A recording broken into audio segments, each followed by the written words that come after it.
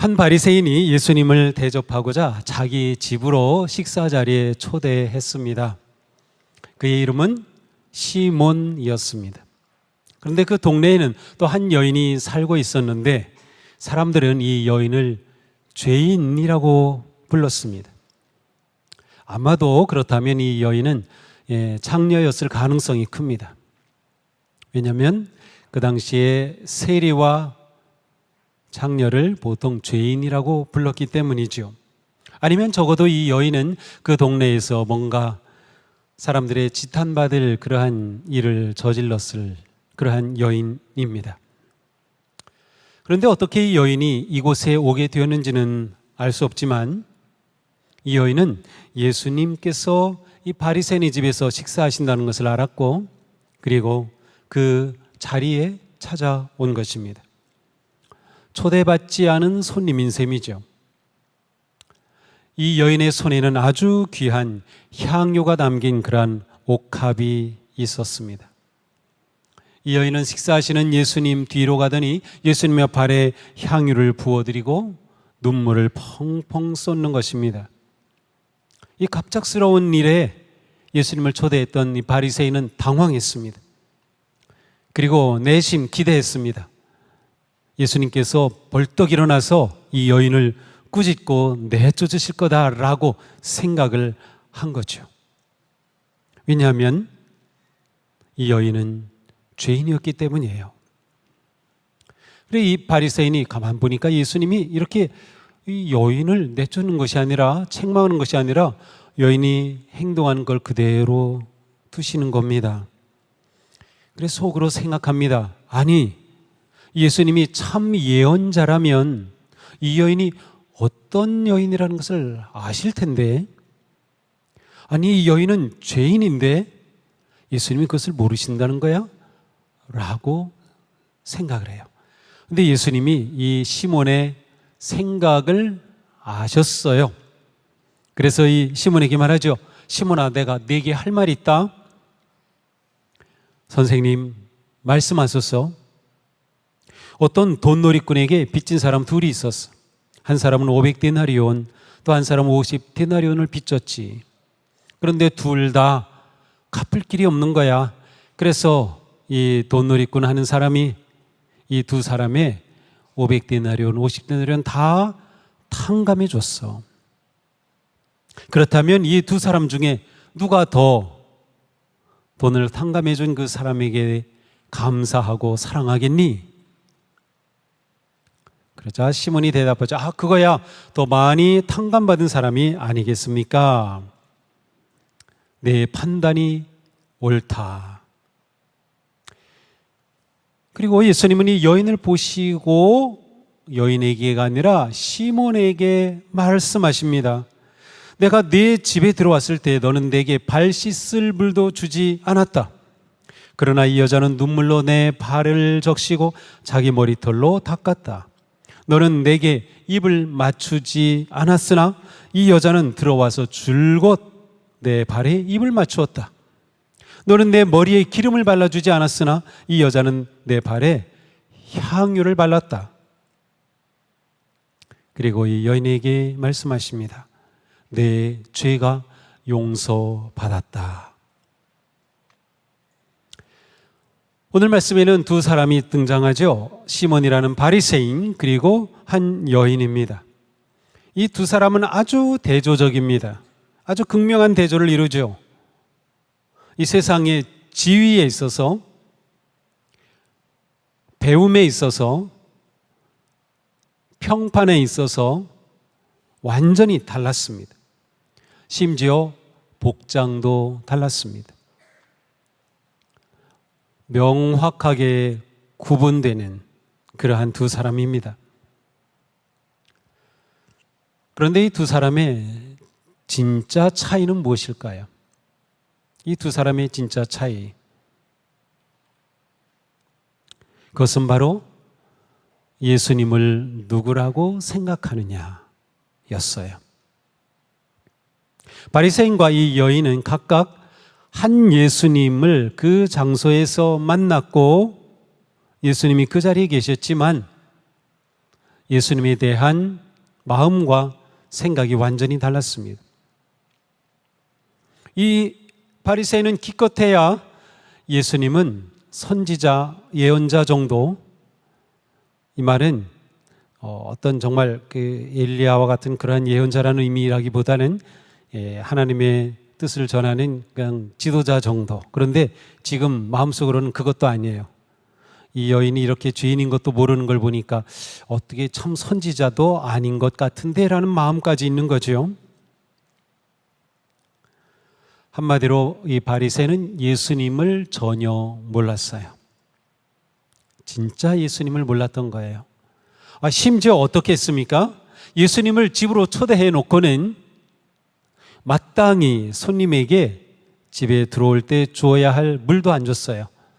적어도 집에 만약에 종이 있다면 하인들이 나와서 들어오는 손님의 발을 물로 씻어드립니다. 아니면 주인이 극진하게 손님을 맞으면서 직접 발을 씻어주기도 합니다. 아니면 적어도 발 씻을 물을 줍니다. 이게 기본적인 예의입니다. 또 손님으로 맞이했다면 들어올 때 입 맞춥니다. 입도 맞춰주지 않았어요. 또 손님으로 온다면 식사 자리에 몸에서 나는 땀 냄새, 온갖 냄새를 없애기 위해 머리에 향수를 발라줘요. 그것도 발라주지 않았어요. 그러니 이 바리새인은 예수님에 대해서 제대로 존경하지도 않았고요. 손님으로 초대는 했지만 제대로 대우조차 하지 않은 셈이에요. 반면에 이 여인은 이 세상에서는 버림받았고 사람들의 손가락질 당하고 외면당하고 소외된 여인이었지만 예수님을 알았어요. 예수님. 그녀는 예수님이 구세주이심을 알았고요.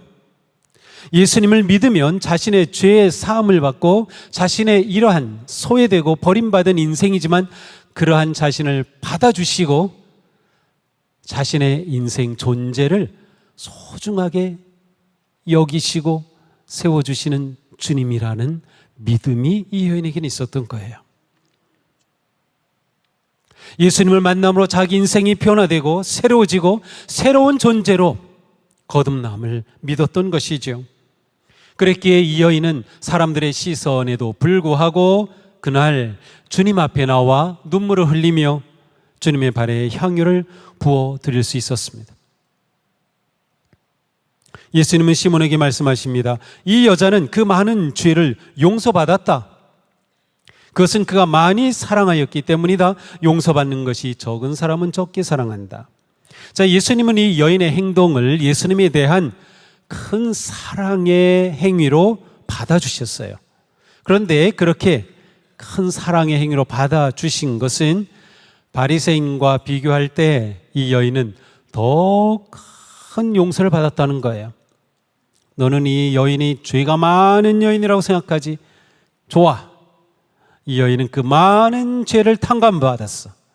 그러니 나에게 이렇게 큰 사랑으로 나를 맞아주고 고백하는 게 마땅한 게 아니냐라고 말씀하신 거였어요. 그리고 여인에게 말씀하십니다. 내 죄사함을 받았느니라. 내 믿음이 너를 구원하였으니 평안히 가라. 그렇습니다. 이 여인은 예수님을 알았고 예수님을 믿었고 예수님께 나왔고 그리고 예수님으로부터 죄에서 자유함, 용서, 구원을 얻게 된 것이에요. 그리고 참 평안을 누리게 되었어요. 이렇게 예수님이 누구인가가 너무나도 중요한 겁니다. 사랑하는 성도님, 나에게 예수님은 누구이십니까? 지금 예수님은 나에게 이런 분이시라고 뭐라고 고백하시겠습니까? 그리고 지금 고백하는 그 고백이 예배당을 나가서 일상생활 속에서도 똑같은 고백입니까? 그리고 나의 하루하루의 삶은 내 그 고백이 진실함을 증명하고 있습니까? 이것은 너무나도 중요한 일입니다. 이 여인에게 예수님은 구세주요, 치유자요, 자신의 삶을 회복시켜 주시는 놀라운 주님이셨습니다.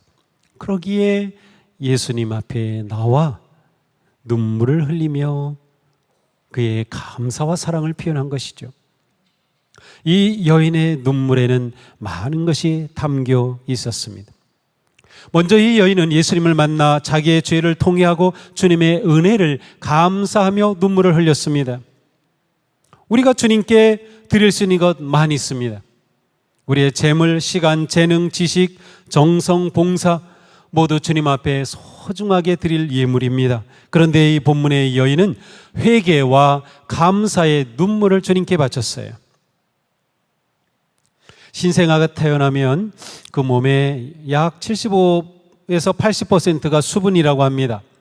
우리 몸은 물이 제일 많아요. 수분으로 구성이 됐어요. 어른들은 보통 60%, 50%다 수분입니다. 그 말은 우리 존재는 물이 우리를 그렇게 만들고 있고, 또한 우리가 우리 몸의 물을 어떻게 사용하느냐가 내 인생의 아주 중요한 일이라는 것이에요. 우리 몸의 물이 무엇이에요? 피와 땀과 눈물입니다. 사람이 피를 제대로 흘리면 그 사람은 의로운 사람이라고 말합니다. 에스더는 죽으면 죽으리라고 말하면서 피 흘리기를 주저하지 않았어요. 의로운 여인이었죠. 사람이 땀을 제대로 흘리면 그 사람은 진짜 일꾼입니다. 이마에 흐른 땀만큼 그 인생은 귀한 거죠. 우리 사회의 문제 가운데 하나는 땀의 가치가 점점 떨어진다는 거예요. 적어도 우리 성도님들은 땀의 가치와 소중함을 알아야 합니다. 주님을 섬기는 일에도 땀 흘리기를 주저하지 말아야 돼요. 우리는 땀도 흘리고 피도 흘려야 하지만 우리가 흘려야 할 소중하고 가치 있는 것 중에 하나가 눈물입니다. 성도는 울어야 할 때 울고 눈물을 흘려야 할 때 눈물을 흘릴 줄 알아야 합니다. 우리를 위해 피와 땀과 눈물을 흘리신 주님은 이 세대를 보며 한탄하시며 말씀하셨어요. 피리를 불어도 춤을 추지 않고 애곡하여도 울지 않는구나. 우리 사회가 절망적인 것은 눈물이 없기 때문입니다. 우리 사회가 메마른 것은 눈물이 없기 때문입니다. 무감동의 시대가 되었어요. 눈물의 가치가 사라졌어요. 사랑하는 성도님, 혹시 지난 한 주간 눈물을 흘려보셨습니까? 언제, 무엇으로 눈물을 흘리셨습니까? 성경에는 눈물에 관한 말씀이 많습니다. 시인들은 고백합니다. 사람들이 주의 법을 지키지 않음으로 내 눈물이 시냇물처럼 흐릅니다. 주께서는 우리에게 슬픔과 눈물을 양식 삼아 먹이셨습니다. 다윗은 고백하죠. 내가 슬퍼하다 지쳤습니다. 내가 밤마다 흐느끼다가 눈물로 베개를 적십니다. 눈물하면 떠오르는 사람 예레미야 선지자죠. 그의 별명이 눈물의 예언자예요. 그의 눈물 어린 글이 예레미야 애가 눈물의 노래예요. 에가서에 보면 이 예레미야는 눈물을 너무나 흘려서 눈이 상할 정도라고 했어요. 예수님도 눈물을 흘리셨죠. 예루살렘의 멸망을 보시면서 안타까워하며 우셨습니다. 누가 눈물을 흘립니까? 자기를 아는 사람, 시대를 아는 사람, 다른 사람의 고통과 아픔에 동감할 줄 아는 사람, 그리고 주님을 아는 사람이 눈물을 흘립니다. 이 시대에 눈물이 없는 것은 사람들이 자신을 모르는 거예요. 진짜 자기를 몰라요. 이 시대를 모르는 거예요. 주님을 모르기 때문이에요. 죄 많은 여인은 자기를 알았습니다. 자기의 죄가 얼마나 큰지 알았습니다. 게다가 이 여인은 예수님이 자신의 죄를 용서하실 수 있는 구세주가 되심을 또한 알았습니다. 이것이 이 여인의 눈물의 가치입니다. 우리는 아플 때 울죠. 슬퍼도 웁니다. 억울해도 울고요. 원통해도 울고 또 너무 기뻐도 웁니다. 눈물은 우리의 마음의 깊은 것을 그대로 표현하는 것이에요. 그런데 자신의 죄를 통해하며 눈물을 흘릴 수 있다면 이런 사람이야말로 진정한 복된 사람이에요. 오늘 본문의 여인은 자신의 눈물로 주님의 발을 씻었어요. 그 눈물은 금보다 더 귀한 것이었습니다. 죄에서 자유하고 영원한 생명을 얻음을 감사하는 눈물이며 주님의 용서와 사랑으로 평안을 얻는 눈물이었기 때문입니다. 하나님은 눈물의 성도를 찾으십니다. 다윗은 말했어요. 하나님의 구하시는 제사는 상한 심령이라. 하나님이여 상하고 통회하는 마음을 주께서 멸시치 아니하시리이다. 우리 주님은 애통하는 자는 복이 있나니 저희가 위로를 받을 것이며 라고 말씀했어요. 하나님 앞에서는 이 상한 심령, 눈물의 심령이 너무나도 귀합니다. 하나님은 눈물을 흘리며 애통하는 자를 찾으십니다. 건강한 교회는 눈물의 성도가 많습니다. 눈물을 흘린 성도가 많은 교회가 건강한 교회예요. 사랑하는 성도님, 눈물의 사람이 되지 않으시렵니까? 자신을 위해서도 울고 누군가를 위해서도 울고 무엇인가를 위해서 울 수 있는 눈물의 사람. 자신의 죄를 통회하며 흘리는 눈물의 사람이 되지 않으시겠습니까? 악하고 부패한 세상에 하나님의 정의와 평화를 구하며 눈물을 흘리지 않으시겠습니까? 흔들리는 교회가 하나님의 영광을 되찾도록 눈물을 흘리지 않으시겠습니까? 죽어가는 영혼을 보며 눈물을 흘리지 않으시겠습니까? 자녀를 위해, 가르치는 학생을 위해, 청년을 위해, 다음 세대와 온 세대를 위해 눈물을 흘리지 않으시겠습니까? 몸과 마음의 질병으로 고통당하는 성도들의 치유를 위해 눈물로 기도하지 않으시겠습니까? 시편의 시인은 새벽부터 눈물을 흘렸고 밤마다 눈물을 흘렸다고 고백했습니다.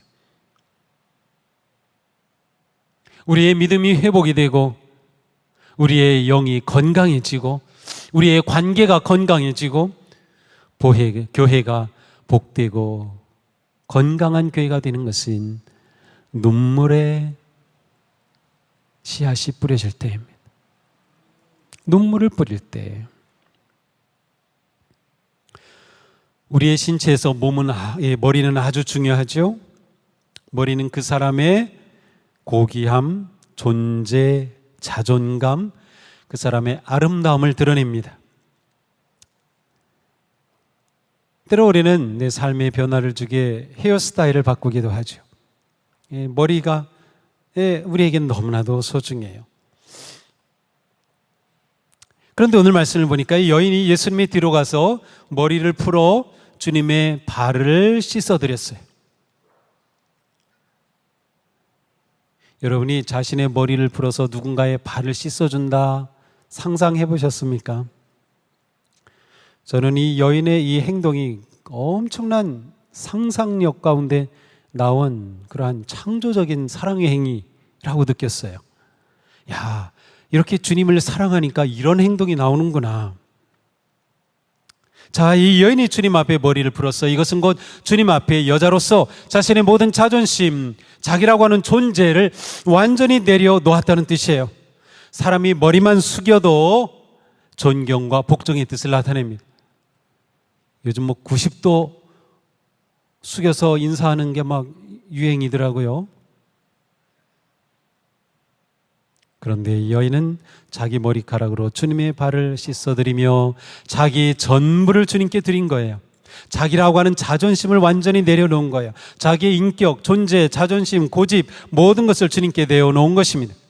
주님 앞에서 자기를 낮추고 깨뜨리는 것, 이것처럼 거룩하고 아름다운 것은 없습니다. 마가복음에서는 예수님께 향유를 부은 이 여인이 옥합을 깨뜨렸다는 표현을 사용하고 있어요. 우리에게 이러한 깨짐의 결단, 깨짐의 경험이 있어야 합니다. 교만이 깨지고 자랑이 깨지고 자기가 깨지고 이기심이 깨지고 죄성이 깨지고 굳은 마음이 깨져야 합니다. 깨짐 있는 곳에는 향유 내음 가득한 기쁨과 복이 찾아옵니다. 주님 앞에 자신의 머리를 풀어 발을 씻겨드릴 만큼 주님의 발 앞에 자기의 고집을 깨뜨리십시오. 자랑과 교만을 깨뜨리십시오. 자기중심적인 이기심과 자만을 주님의 발 앞에 내려놓으십시오. 심지어 자기의 열등감과 모든 상처까지도 주님께 가져오십시오. 자기의 굳은 마음, 조롱당한 모든 것까지 다 주님 앞에 내려와 깨뜨리십시오. 주님은 우리의 상한 심령을 외면하지 않으십니다. 깨뜨리는 곳에 주님의 위로와 평화와 기쁨이 넘쳐나는 겁니다.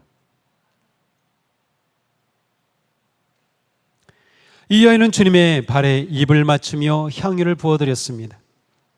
사람은 입술을 통해 사랑과 애정을 표현하지요. 이 여인은 예수님의 발에 입맞춤으로 주님에 대한 감사와 사랑을 드렸어요. 예수님은 이 여인의 전부가 된 것입니다. 눈물을 흘리며 자기의 머리를 풀고 자기의 죄 많은 과거를 깨뜨리고 주님께 항복하며 겸손히 나올 때 주님은 여인을 받아주셨고 이 여인을 사랑하여 주셨어요. 오늘의 문맥을 말씀을 잘 살펴보면 이 여인은 이날 처음 예수님에게 온 것 같지 않아요. 이미 예수님을 만나서 놀라운 죄사함의 은혜를 입었다라고 생각이 됩니다. 그래서 주님 앞에 와 그 감사함을 표현하는 거예요. 구원의 새 생명을 주신 주님께 아까울 것이 하나도 없었습니다. 이처럼 주님의 사랑과 용서와 은혜를 경험한 사람은 주님께 무엇을 드리든 아깝지 않아요. 이 여인은 자신이 가진 것 전부를 주님께 온전히 쏟아 부었습니다. 향유가 담긴 그 옥합은 그 여인의 삶의 전부였어요. 그 여인의 정체성이었어요. 그 여인의 희망이었어요. 어떤 성경학자들은 이 향유는 이 여인이 시집가기 위해 모은 그 여인의 전 재산이었다라고 해석하기도 합니다. 죄인이라고 손가락질 받으면서 이를 악물고 모은 그 여인의 전 재산이었어요. 그 여인의 아름다움을 위한 수단이었어요. 이 여인의 마지막 삶의 보험이었어요. 그러나 이 여인은 아낌없이 향유를 주님께 부어드렸습니다. 이 순간 여인은 자기 인생을 통째로 주님께 내어드린 것입니다. 오직 주님만 의지하고 주님만 사랑하는 삶을 결단한 것이에요. 그러니 그녀에게 눈물은 향유보다 귀한 것이었습니다. 내가 눈물을 흘려 우리 부모님이 살아날 수 있다면 내 눈물을 흘려 교회가 건강하게 세워질 수 있다면 나를 깨뜨리고 주님 앞에 눈물을 쏟는 그러한 복된 성도가 될 수 있기를 축복합니다. 내가 눈물을 쏟을 때 살아나고 회복하고 일으키고 소망이 넘치는 기쁨과 평화의 은혜가 우리 가운데 넘치게 될 줄로 믿습니다. 눈물을 흘리며 씨를 뿌리는 자는 기쁨으로 거두리로다. 울며 씨를 뿌리러 나가는 자는 반드시 기쁨으로 그 곡식단을 가지고 돌아오리로다. 이 기쁨이, 이 승리가 우리 성도님들에게 있기를 축복합니다.